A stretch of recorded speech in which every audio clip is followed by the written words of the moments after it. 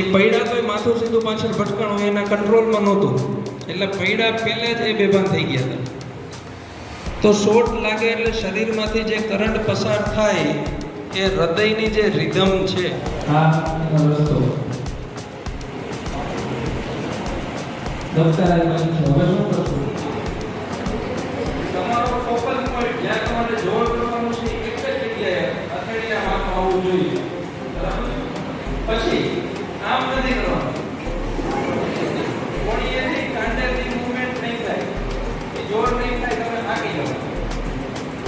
આખે આખા તમારા બોડીનું વજન